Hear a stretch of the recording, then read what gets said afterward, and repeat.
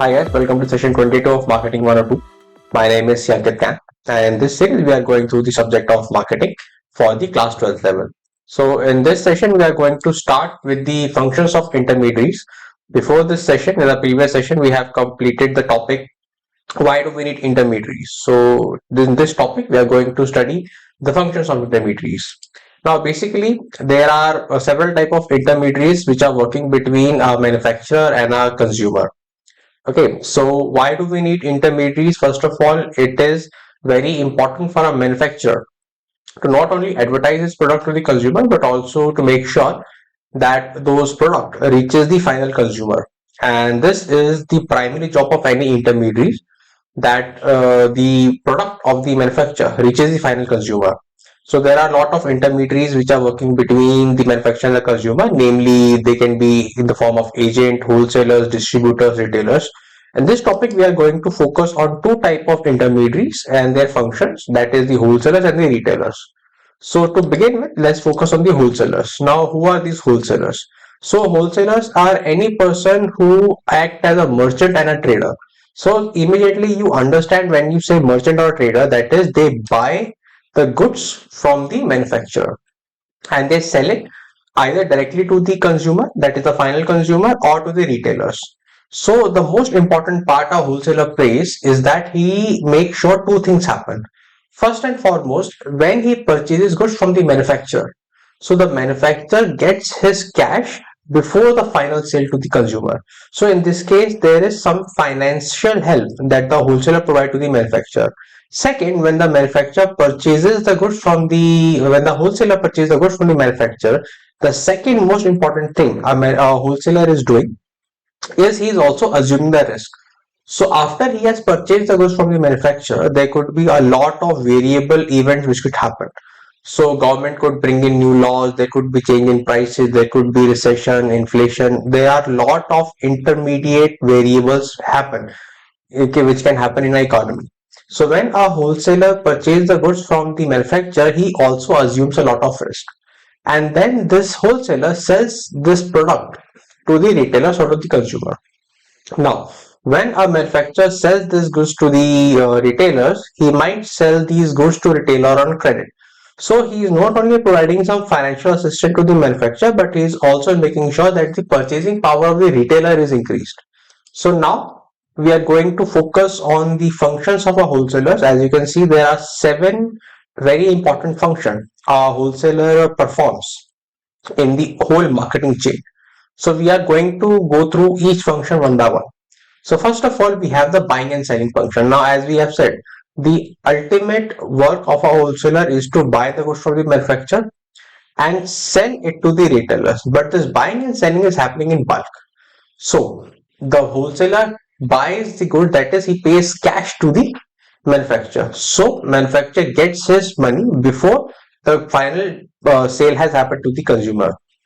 Then the very important function the wholesaler perform is to tell the manufacturer that what kind of demand is being generated for what kind of product, because manufacturer is not in a direct contact with the consumer. It is either the wholesaler or the retailer who is in direct contact with the consumer. So it is the wholesaler who will have to inform to the manufacturer that what kind of demand is there in the economy, what kind of demand is there in the market, and for what kind of product. So they estimate the product demand and they convey this message to the manufacturer, so that manufacturer can accordingly devise his manufacturing activities. Second, the manufacturer also buys goods from not just one manufacturer but a lot of manufacturers. So it is job of the wholesaler to make sure that all kind of products are available to him, because he is like a hub for all the manufacturers. So all the manufacturers, either they are producing your common household items or your common household electrical items or food items. It is the job of the wholesaler to make sure that all the goods are available with him so that he can distribute to the retailers. Second, if the wholesaler if there are certain products which are not manufactured in your country, then it is the job of the wholesaler, it is the function of the wholesaler to procure these goods from the foreign market. That is, he also performs the function of importing the goods. So after buying and selling, the next function we have is the transportation. Now, transportation happens in two ways. First, the wholesaler not only he buys goods from the manufacturer, but he also makes sure that those goods are taken from the manufacturer's factory to the godown of the wholesalers. And sometimes he maintains his own fleet for that purpose also. But not only that, manufacturer also provides the same transportation facilities so that the goods can be taken from his godown to the retailers. Because see, retailers may or may not be a very big venture, but wholesalers are quite big ventures. So wholesaler can have that bandwidth to maintain that entire transportation fleet. So therefore, the transportation function of a wholesaler becomes very important. The second function after transportation is grading and packing. Now, normally the grading and packing is done by the manufacturer, but it is the wholesaler who also performs this function. So when a wholesaler buys the goods from a different sources, so the manufacturer makes sure that the product or the goods which are of same grade, they are clubbed together and they are packaged into a convenient packaging. So wholesaler grade goods based on set standards, often using manufacturer branding to ensure quality.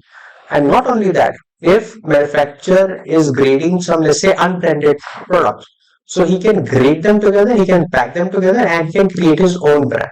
So this packaging is very convenient, especially for the purpose of distribution.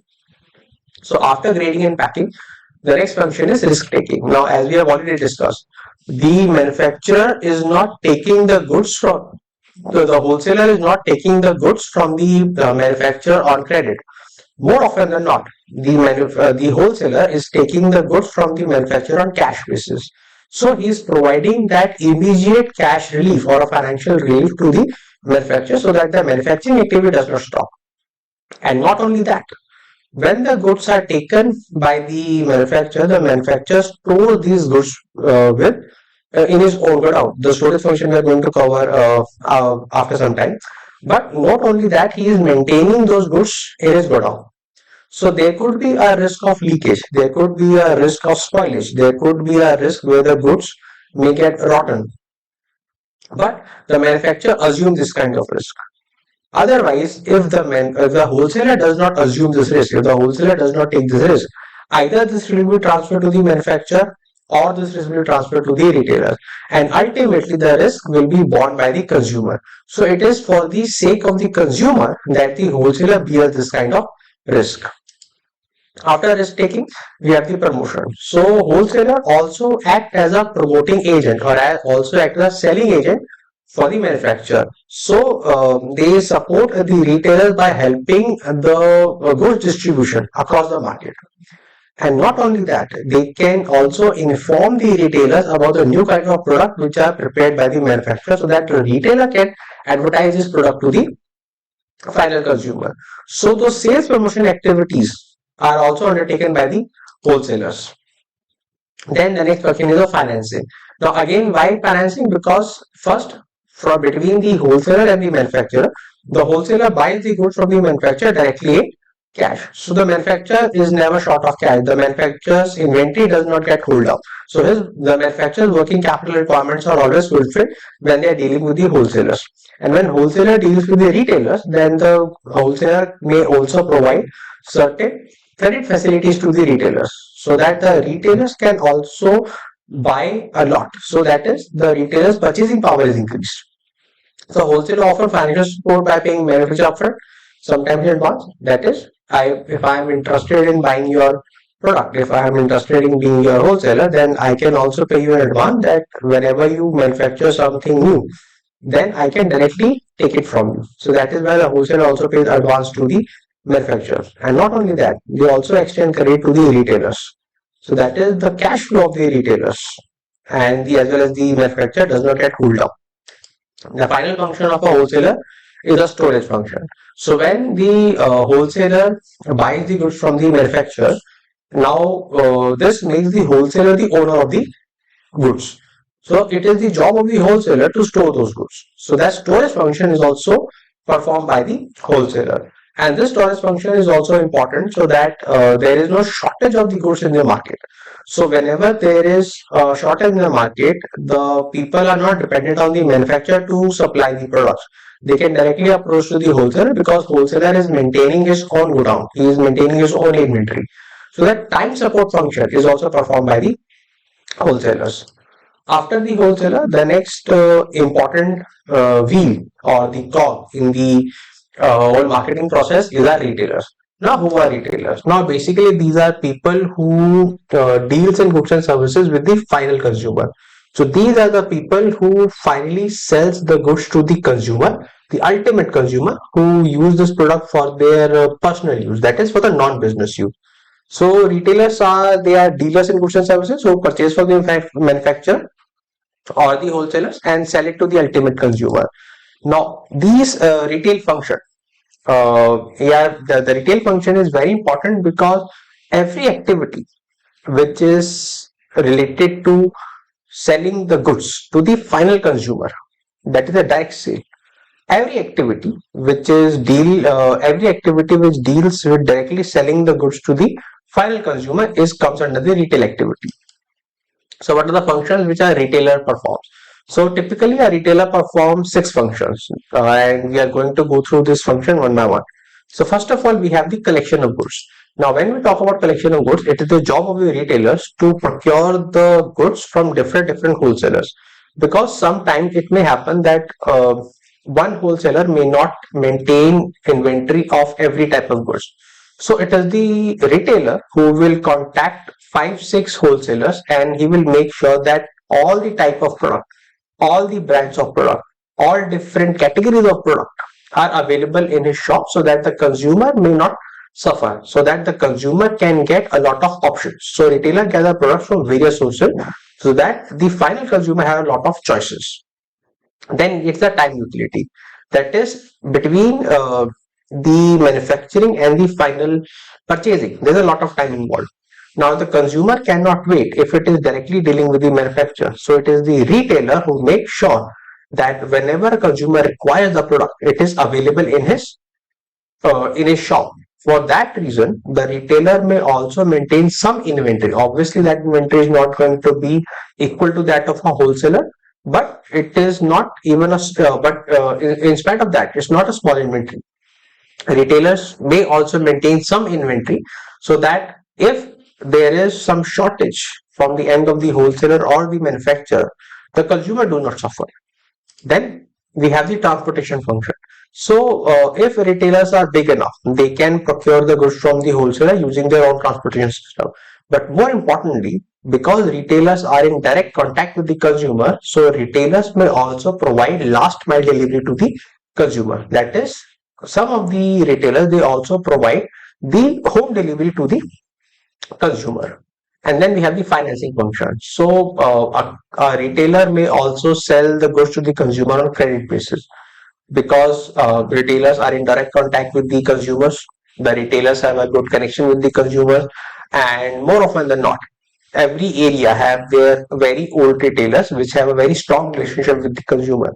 So because that trust is there with the consumer, the retailer may sometimes sell the goods on credit to the consumer so that the consumer will not end up without the goods. So 1 or 2 day credit may be given by the retailers to the final consumer. So the customer get the flexibility of payment. After financing, we have customer education. Now, because the retailers are in direct contact with the consumer, so it is the retailer who inform the consumer about any new kind of product, or if a product is being bought for the very first time by any consumer, it is the job of the retailer, or it is the function of the retailer, that he will tell the consumer how to use the product. And in case if he faces any difficulty, where can he contact so that that difficulty can be resolved. So how to handle a product, what are the different uses of a product, that information can also be transferred by retailers to the consumer. And then we have spokesman of the consumer, that is, if consumers are facing any difficulty in using the product, or the product has some kind of internal flaw in it which the manufacturer does not know, because the ultimate feedback, because the ultimate user of the product is the final consumer. So if there is any internal defect in the product, neither the wholesaler nor the retailer will know. It is the consumer who will know, because consumer is using the product. Now, how will the manufacturer know that there is an internal flaw? That is, it will be conveyed, it will be communicated by the final consumer. So it is the retailer who act as a bridge between the consumer and the manufacturer. Consumer will complain to the retailers will either directly complain to the manufacturer or they will complain to the wholesaler. So they act as a spokesperson of the consumer. With this, we finishes up our session of functions of intermediaries. I hope you like this video. If you did, please like, share, subscribe to my channel. Thank you so much for watching.